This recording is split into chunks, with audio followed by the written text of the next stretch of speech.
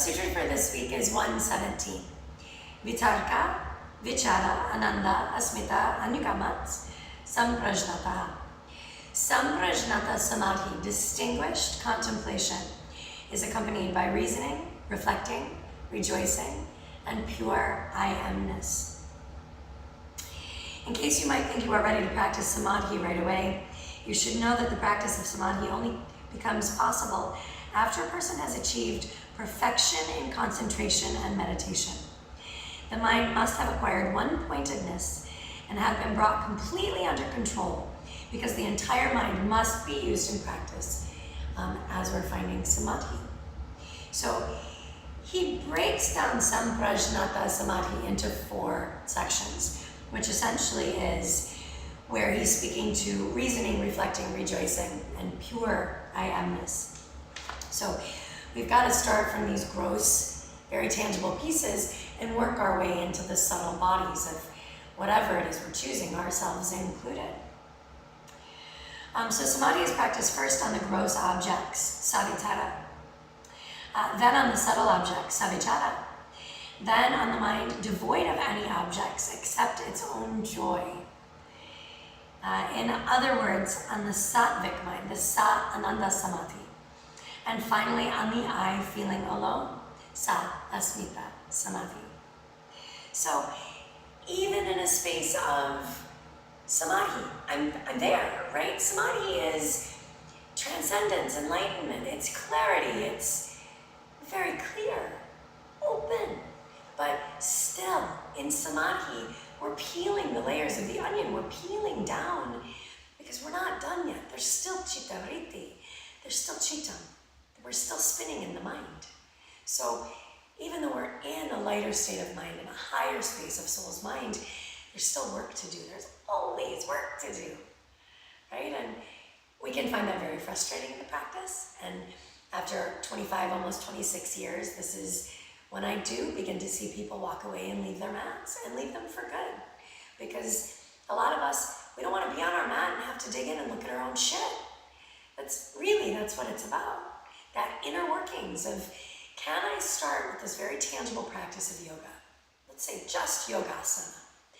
And then start to dig in and peel this onion. And now I'm getting to, this space of reflection, this space of, this is me, and this is really what I'm seeing.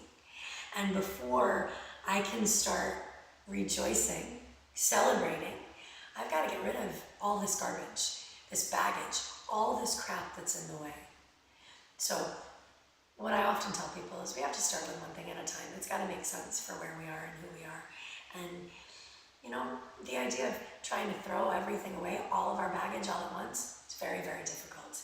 And again, I think often when we take it on, when we try to chew on that much, it's why we walk away and leave our mats, because it's too much.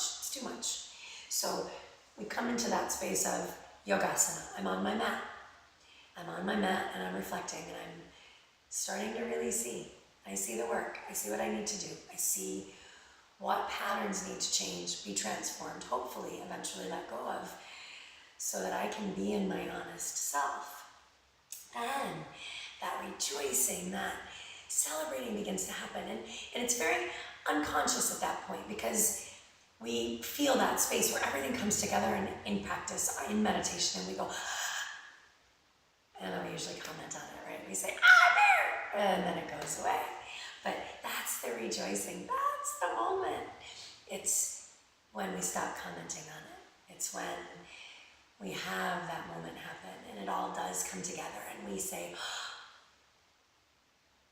and it stays.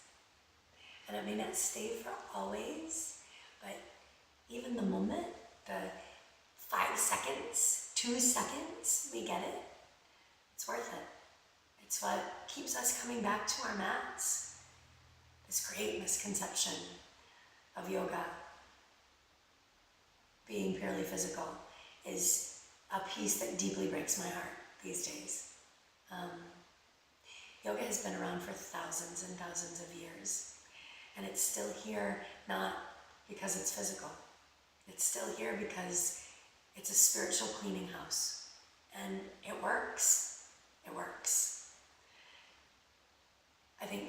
only way that we as teachers can feel responsible in any way at all for being in this practice is to be in it traditionally and honestly.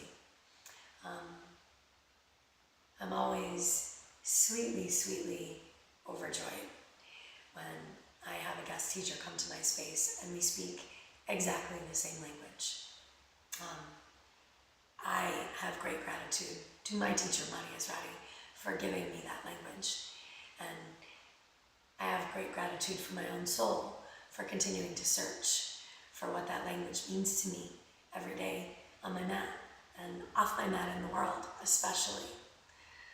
Kino just came, and same. The language is the same, and I love that. It deeply validates this process of this practice is not about the outward movement. The asana is the expression of all of this amazing life that we have. And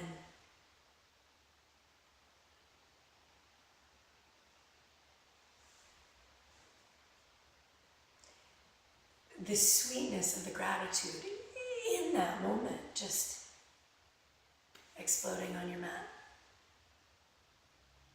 saves lives every day. Let your practice be what it truly is meant to be. From gross to subtle. Here I am. Let's dig in and make it really happen. Shanti.